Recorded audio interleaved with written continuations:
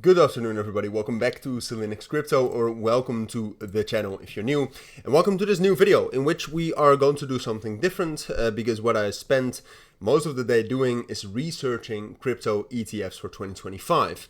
The ones that are most likely to launch, those we will cover, all right? And I'm using this cheat sheet to say, all right, well, these have the highest odds of approval in 2025. This is made by Bloomberg, all right? So the source of this information is very, very credible. It is from the end of June. As far as I know, nothing has changed, and new changes also do not matter that much. So if you're watching this video in August, it should still be relevant, all right? But we will focus on these ETFs, all right, so Litecoin, Solana, XRP, Dogecoin, Cardano, Polkadot, Hedera or HBAR, and Avalanche. Those are very, very likely to get an ETF in 2025, and some of them actually do seem pretty good, all right, to get an ETF, and that the price action afterwards will also be good, and some of them look a little bit less good. Some of them even look bad, all right, so I will tell you at the end of the video which coins will have or at least which I think, based on certain criteria we will talk about, will have the best price action after the ETF, which also matters before the ETF, right? Because we're most likely going to see some rallies fueled by ETF news. And if a coin has a higher chance to have successful price action after the ETF, the price action before that will be more successful as well. So at the end, we'll do a conclusion. But first of all, let's talk a little bit about how previous ETF launches have gone. I might look to my left a little bit. There I have a different monitor with notes, which I don't want to leave anything out. All right, we're going to go over all the data you need to know, so I cannot forget that. But first of all, let's talk about previous ETF launches. Now, we've had two. We've had Bitcoin, we've had Ethereum. Ethereum launched right here, the 23rd of July. You can see we had a sell the news effect and some pretty bearish price action afterwards. Now, I have to say that a part of this price action was also caused by news, the 5th of August. But ultimately, the price action afterwards was pretty bad as well, and very much underperforming Bitcoin. But if we take a look at the Bitcoin ETF launch, I'm not sure if a lot of people know this, but that ETF launch actually wasn't all amazing either. Here the ETF launched right here the 11th of January, and until the 23rd of January, but let's say until the for a month, the price did not reach those levels again, and a sell the news effect seems very, very likely. So regardless of how good some of these ETFs can be or not, a sell the news effect is very, very likely. Now, let's talk about these ETFs and which one have most potential. Now, one of the key reasons why the Bitcoin and Ethereum ETFs started to drop after launch is because of Grayscale. All right, Grayscale is an institution, it's a company within crypto that has these trusts, all right, that allows investors and institutions to invest indirectly in cryptocurrencies. All right, and what you had both with Bitcoin and Ethereum is that they already had Grayscale trusts.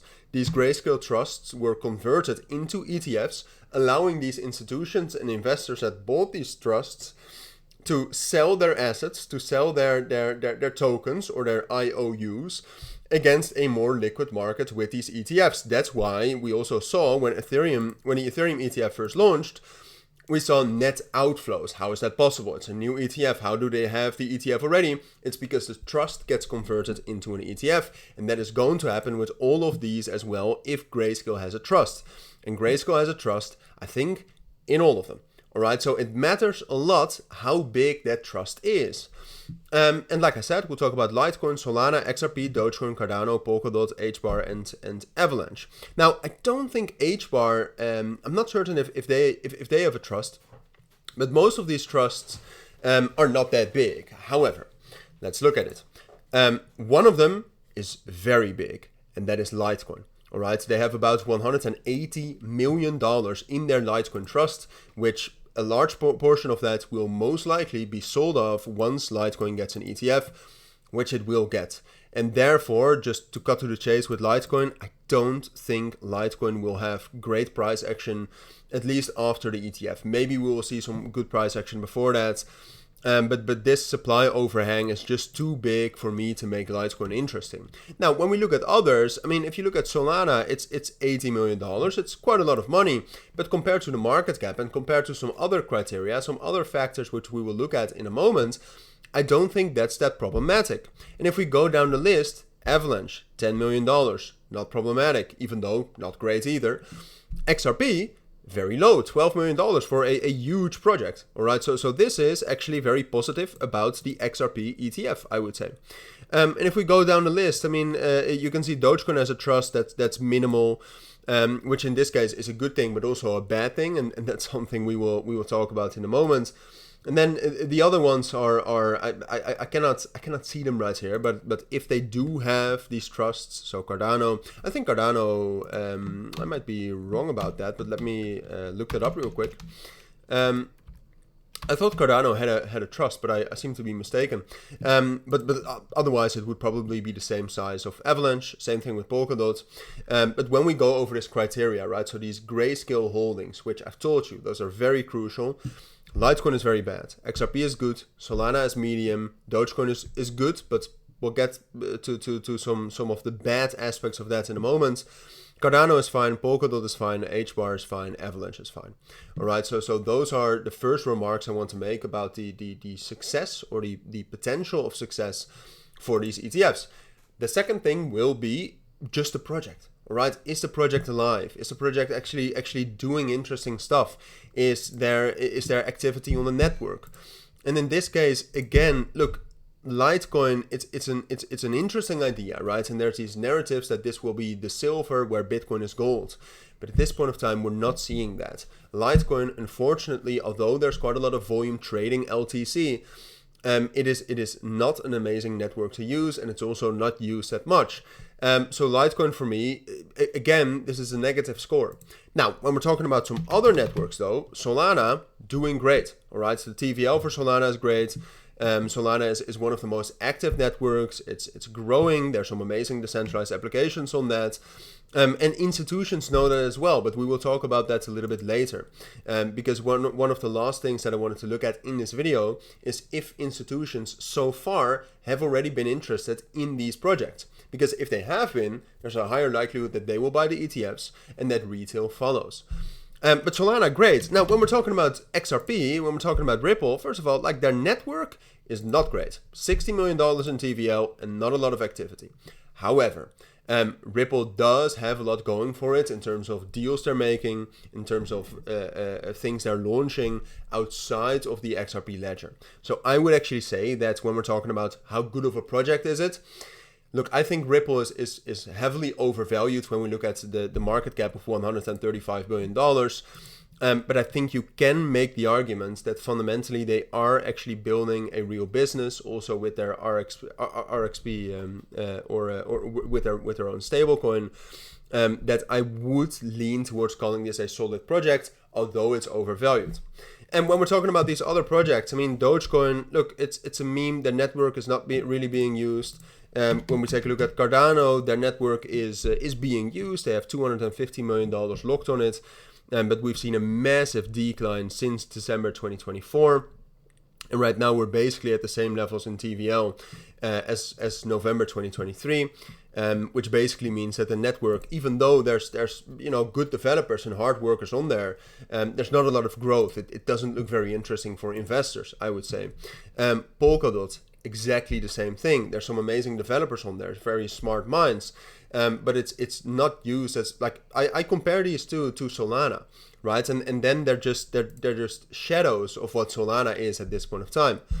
When we're talking about Hedera, same thing, right? Hedera also is a very small network of about $80 million, which has decreased more than 50% since January 2025.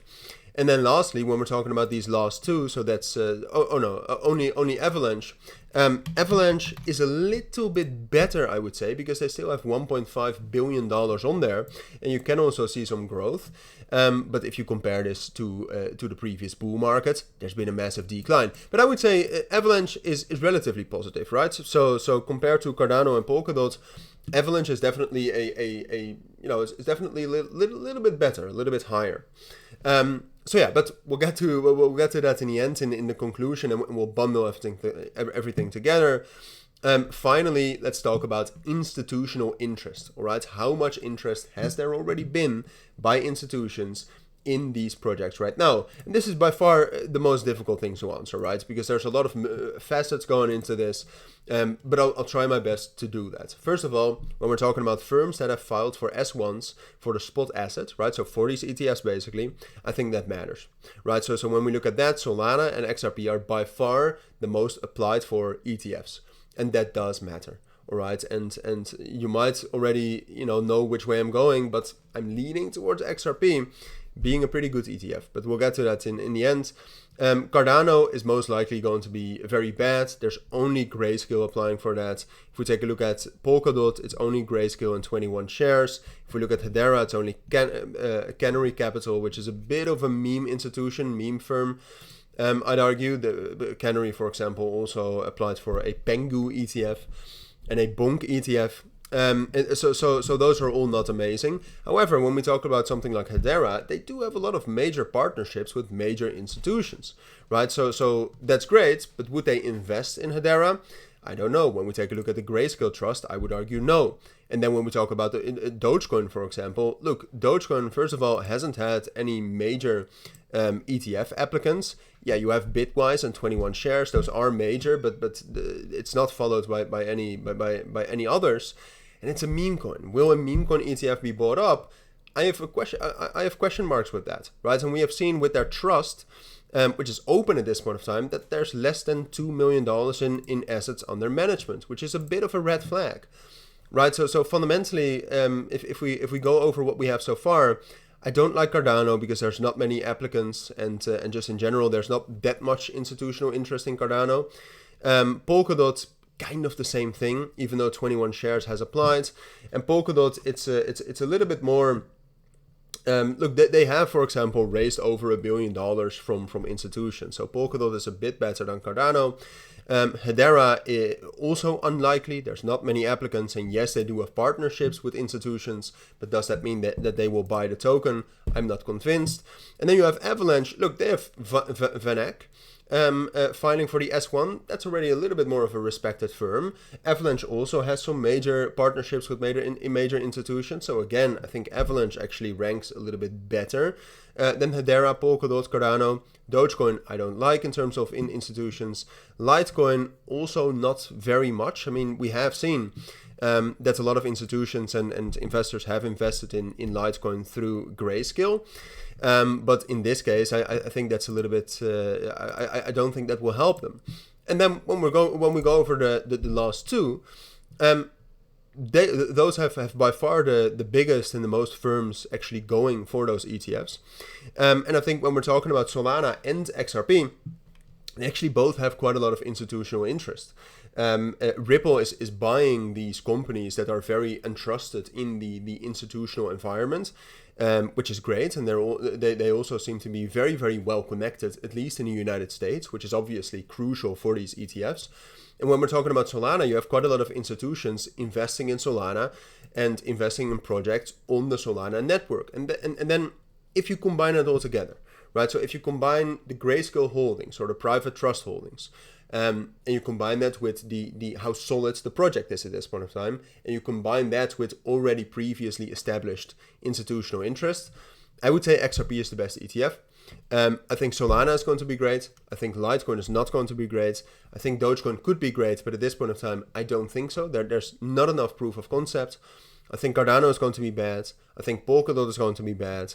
I think Avalanche has a chance, but I would not bet on it. And I think Hedera has a chance as well. But again, there's not enough evidence that it will be great for an ETF either. So those are my thoughts, all right? Those are the 15 minutes I think you need to know most about all of these ETFs. When we actually have more ETFs that become more likely, like Sui or Tron or Pengu, as you can see down here, and we'll make a separate video on that. But for now, I think that's what you need to know. So hopefully it helps. I will definitely keep you all updated on this. But for now, thank you for watching. Take care and bye.